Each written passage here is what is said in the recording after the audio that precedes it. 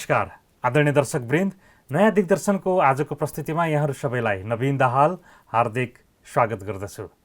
दर्शकवृन्द, हामीले मानव मूल्य जीवनका लगायत अन्य विविध पक्षमा महत्त्वपूर्ण चर्चा गरिरहेका छौँ। आज पनि हामी एउटा फरक विषयको चर्चा गर्न लाग्दैछौँ, जसको शीर्षक रहेको छ ऊर्जा अर्थात् इनर्जी।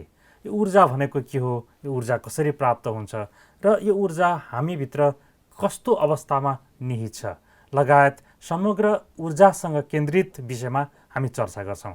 यसका लागि आजदेखि केही प्रस्तुतिसम्म हामीसँगै रहनुहुन्छ ब्रह्माकुमारी राजयोग सेवा केन्द्र नेपालका राजयोग प्रशिक्षक राजयोगिनी ब्रह्माकुमारी दिया दिदी। आउनुहोस् उहाँलाई स्वागत गरौँ।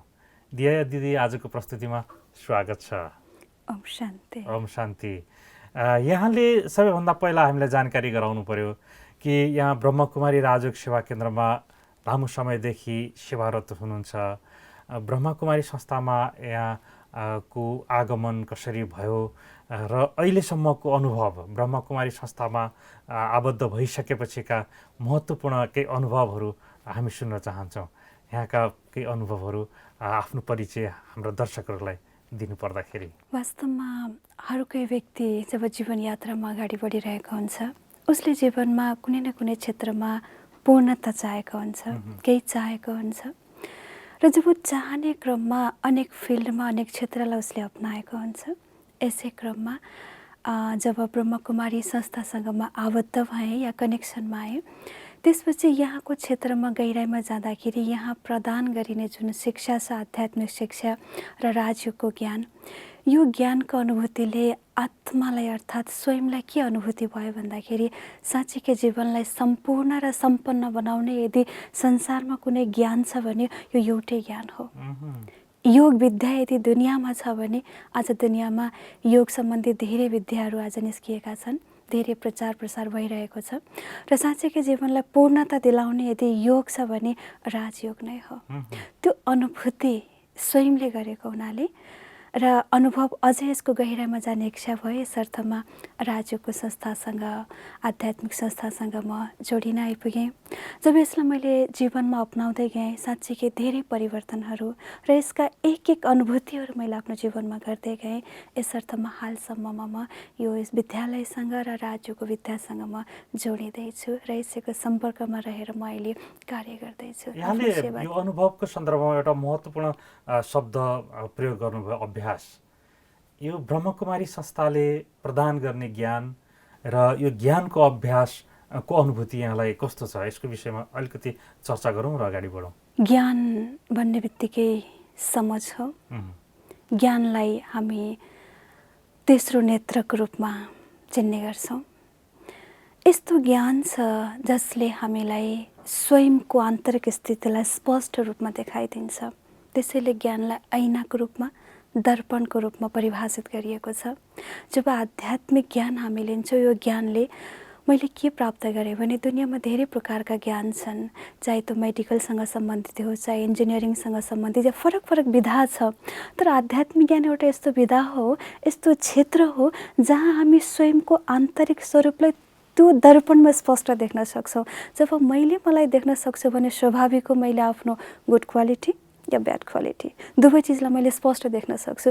जब देख्न सक्छु र परिवर्तनको सङ्घार या कहाँनिर परिवर्तन गर्नुपर्ने हो त्यो पनि मैले स्पष्ट प्राप्त गर्न सक्छु। यस अर्थमा ज्ञानलाई एउटा विद्या या दर्पणको रूपमा लिएको छ। भनेपछि ब्रह्मकुमारीजीले प्रदान गर्ने ज्ञान अथवा राजयोग, मेडिटेसन चाहिँ एउटा प्रयोगवादी ज्ञान हो भनेर भन्न सक्छौँ। जरुर हो। प्रयोगको आधारमा ज्ञानलाई जबसम्म प्रयोगमा ल्याइँदैन तबसम्म व्यावहारिक बन्दैन। त्यसैले आध्यात्मिक ज्ञान एउटा प्रयोगवादी ज्ञान हो। खुसी लाग्यो सबैभन्दा पहिला यहाँको ब्रह्मकुमारी संस्थासँग संलग्नता र त्यसबाट यहाँले प्राप्त गरेको अनुभव हाम्रा दर्शकहरू समक्ष राख्न पायौँ। आजदेखि हामी केही श्रृङ्खलासम्म यो इनर्जीको बारेमा चर्चा गर्न लाग्दैछौँ, ऊर्जाको विषयमा कुरा गर्न लाग्दैछौँ। यो ऊर्जालाई हामीले कहिले शक्तिको रूपमा पनि बुझ्छौँ र ऊर्जा भनेको के हो, कहिलेकाहीँ यसको बुझाइमा पनि फरक भएको हुनसक्छ। तर पनि ऊर्जा यस्तो तत्त्व हो जसको आधारमा हामी अहिले यहाँसम्म जीवित छौँ, हामी कार्य गरिरहेका छौँ र हामी सारा वायुमण्डलमा यही ऊर्जाको माध्यमद्वारा जोडिएका छौँ, यो बुझाइ छ। थुप्रै जिज्ञासा र प्रश्नहरू यो ऊर्जा अन्तर्गत रहेका छन्। हामी यही विषयमा केही श्रृङ्खलासम्म चर्चा गर्नेछौँ यो नयाँ दिग्दर्शनमा। यो ऊर्जा भन्ने शब्दमा केन्द्रित भएर अब हामी अगाडि बढौँ।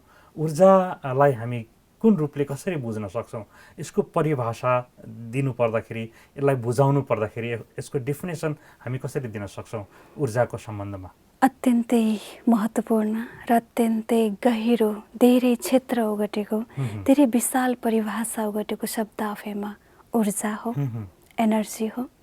जब ऊर्जा शब्दलाई हामी स्मृतिमा मात्र ल्याउँछौँ, हर कोहीले जब यो शब्दलाई सुन्छ आन्तरिक रूपमा एक प्रकारको आफै ऊर्जावान भएको महसुस गर्छ।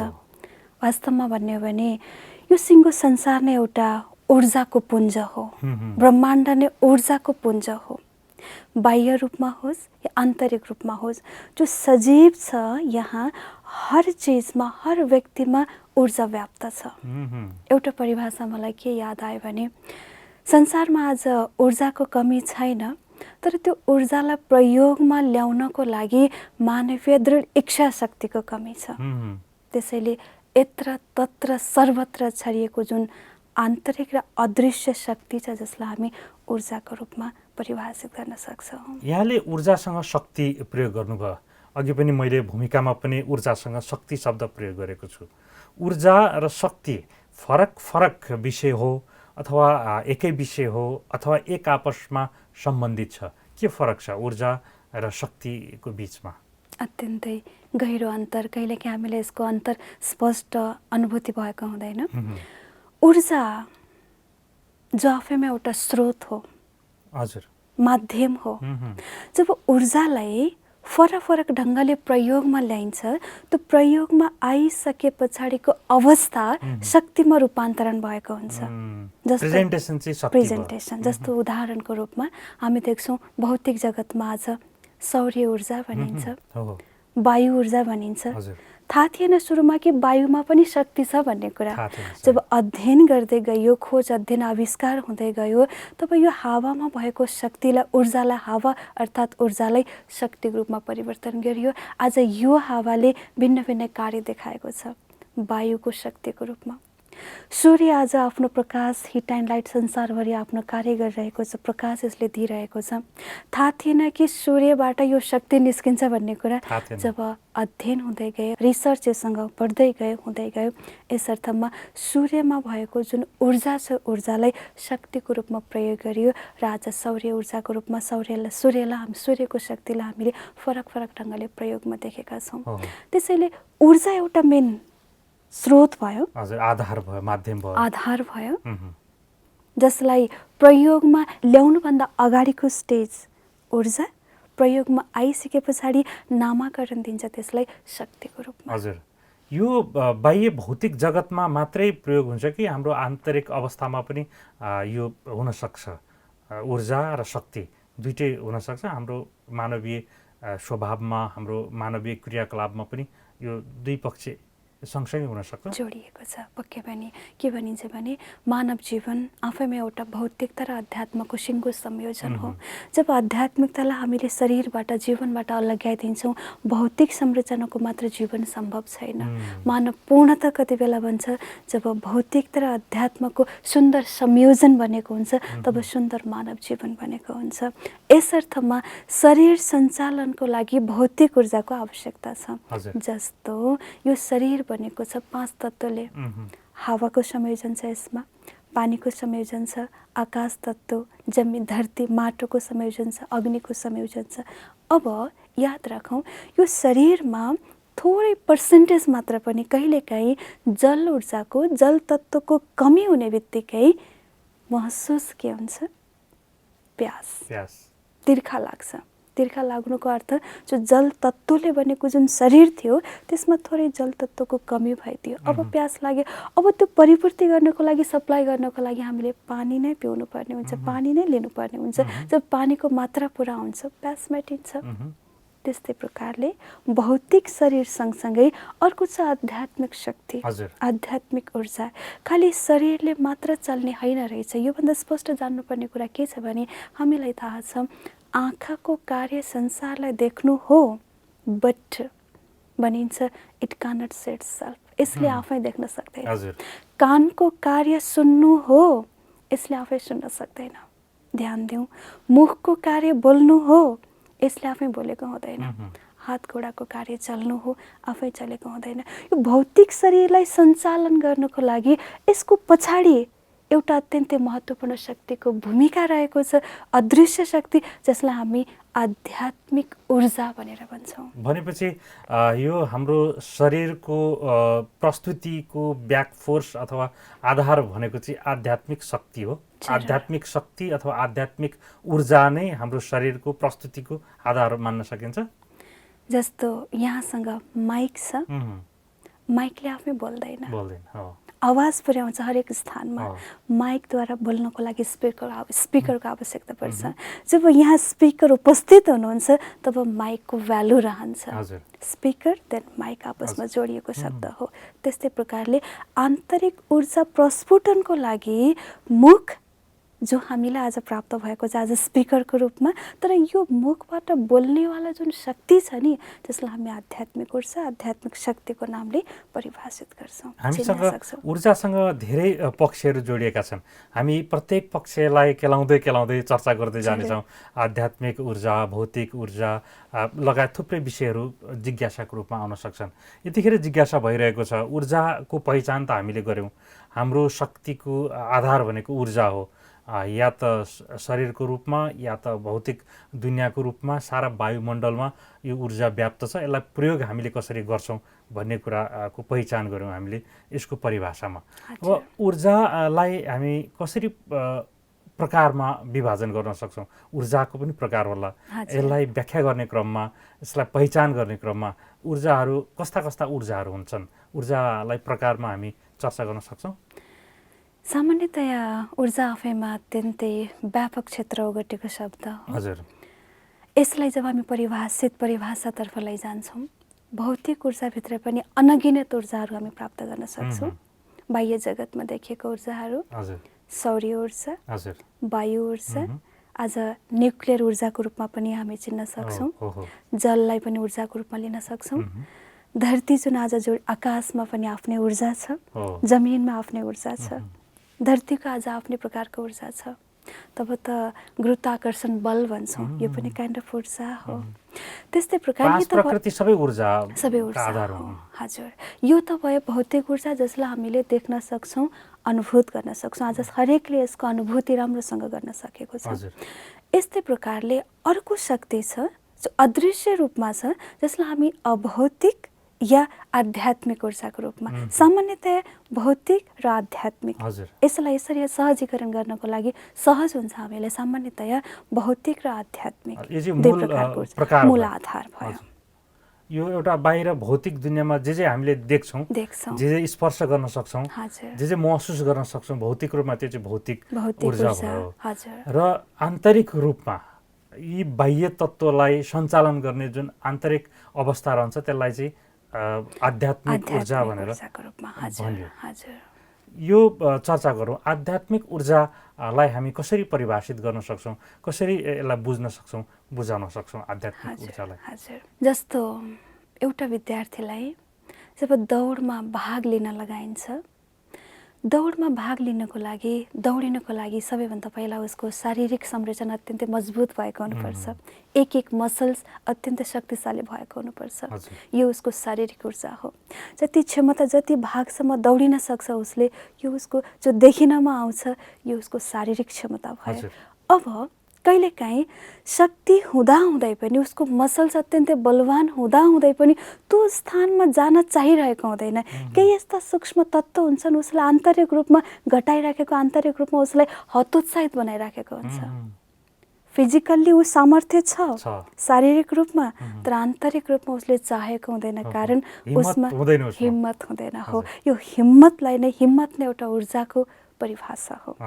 ऊर्जालाई जब प्रयोग गरिन्छ शक्तिको रूपमा, त्यसलाई नाम दिइन्छ हिम्मत। जब हिम्मत र शरीरको बल आपसमा जोडिन्छ, तब ऊ त्यो यात्रामा सफल हुन्छ।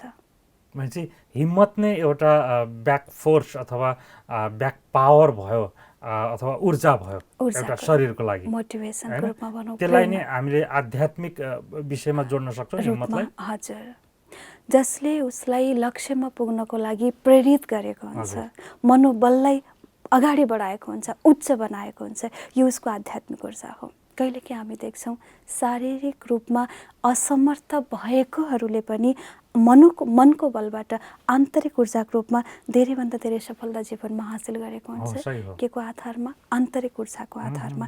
अर्थात् हर कोही व्यक्तिसँग आन्तरिक ऊर्जा निहित छ, फरक यति हो त्यसलाई हामीले पहिचान गर्न बाँकी छ। पहिचान गरेर प्र्याक्टिकल जीवनमा, व्यावहारिक जीवनमा उतार्नुपर्ने आवश्यकता, खाँचो यहाँनिर देखिन्छ। हजुर, अझै एउटा जिज्ञासा छ, बाहिर एउटा प्रयोग भयो, प्रयोगलाई सपोर्ट गर्ने त्यसको आधार भनेको आध्यात्मिक ऊर्जा भन्नुभयो यहाँले, जसलाई हिम्मतको रूपमा हामीले चिन्यौँ।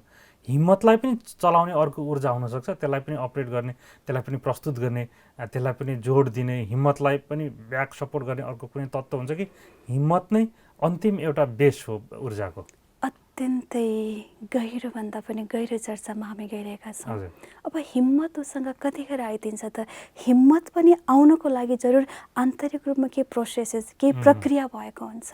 यस अर्थमा जस्तो पानी आफैमा तरल पदार्थ छ, पानीबाट यो सम्भव भयो कि आज पानीबाट बिजुली बत्ती, बिजुली बत्तीबाट अनेक किसिमका यन्त्रहरू हामी सञ्चालनमा ल्याउन सक्छौँ, धेरै कार्य मल्टिपर्पज। जस्तो इक्जाम्पलको रूपमा इलेक्ट्रिसिटी, विद्युत करेन्ट हामी आँखाले देख्न त सक्दैनौँ, तर इट हेज मल्टी फङ्सन्स।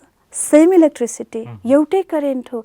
जब त्यसलाई प्रयोगमा ल्याइन्छ, यही इलेक्ट्रिसिटीबाट, विद्युत करेन्टबाट बत्ती बलेको हुन्छ, पङ्खा चलेको हुन्छ, कुलर चलेको हुन्छ, हर प्रकारको कार्य, फ्रिज, रेफ्रिजरेटर, जेनेरेटर, हर चिज चलेको हुन्छ। यी सम्पूर्ण चिज चल्नुको पछाडि महत्त्वपूर्ण हात के रहेको छ? इलेक्ट्रिसिटी, पावर, जसलाई हामी आँखाले देख्न सक्दैनौँ, यो आँखाले देख्न सक्दैनौँ।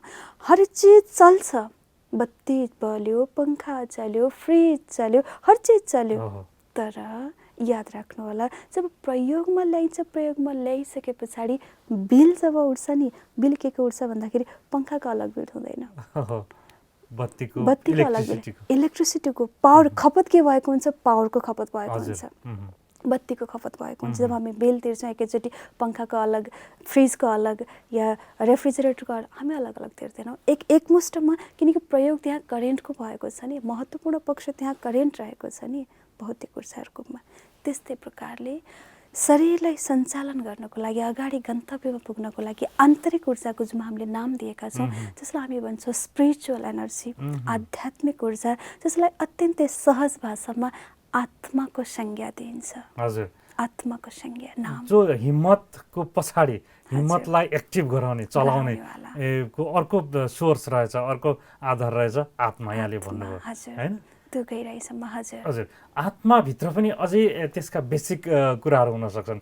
आत्माको पनि त आधार हुन सक्छ। आत्मा स्वयंमा शक्तिशाली भएको खण्डमा नै उसले हिम्मतलाई प्रस्तुत गर्न सक्ला, अगाडि बढाउन सक्ला। आत्माको शक्तिको बारेमा, इनर्जीको बारेमा पनि चर्चा गरौँ। हामी अलि भित्रभित्र जाँदैछौँ। यो आन्तरिक शक्ति अथवा आन्तरिक ऊर्जाको बारेमा चर्चा गरेपछि हामी योसँग सम्बन्धित अर्को बाह्य ऊर्जाको बारेमा चर्चा गर्छौँ। अब हिम्मतको ब्याक सपोर्ट अथवा आधार भनेको आत्मा भन्नुभयो यहाँले। आत्माको बारेमा अलिकति चर्चा गरौँ। ऊर्जाले आत्माको बिचमा कस्तो सम्बन्ध स्थापित गर्छ?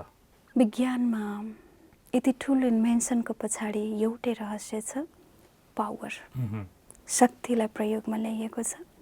आध्यात्मिक जीवनमा पनि अध्यात्मलाई अगाडि बढाउनको लागि यसको मुख्य आधार पावर, जसलाई हामी आत्मा भन्छौँ।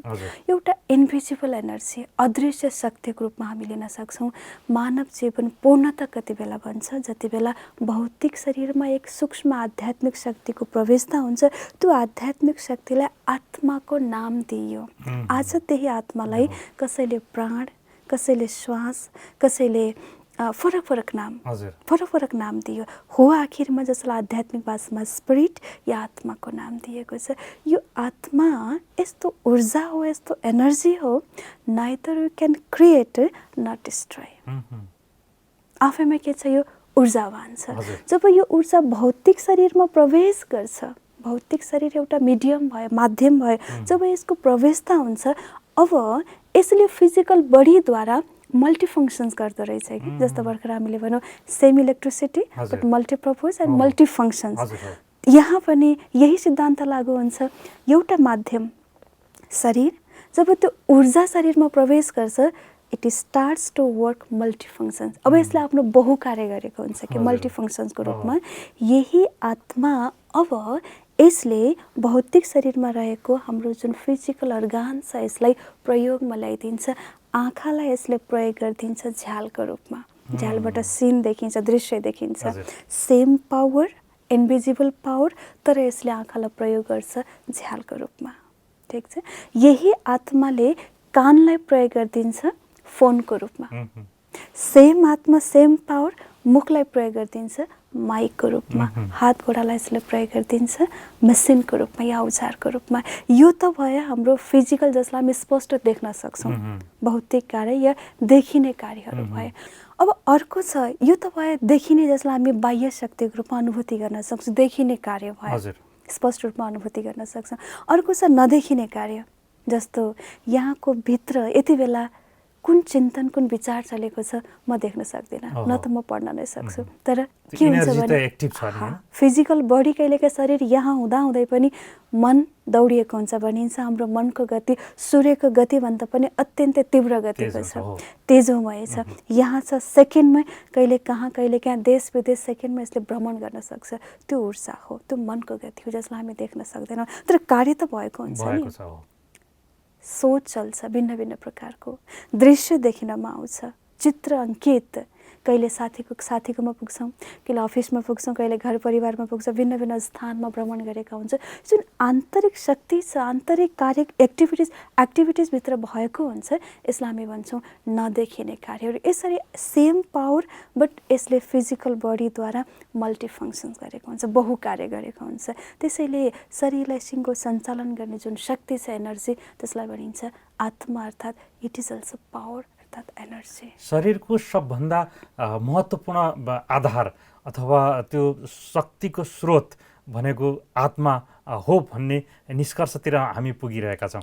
आगामी प्रस्तुतिमा हामी यो विषयमा चर्चा गर्नेछौँ।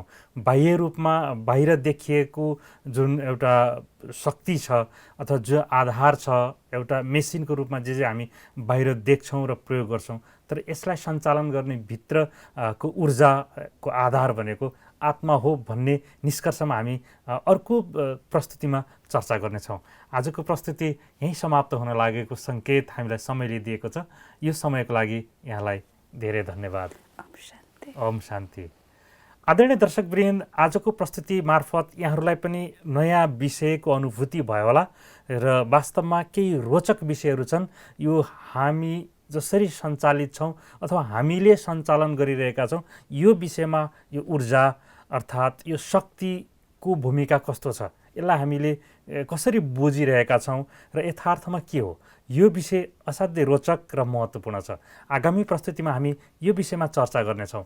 यहाँहरू सबैलाई नयाँ दिग्दर्शनका आगामी प्रस्तुतिहरू हेरिदिनको लागि आग्रह गर्दै आजको प्रस्तुतिबाट नवीन दाहाल बिदा हुन्छु। नमस्कार, धन्यवाद।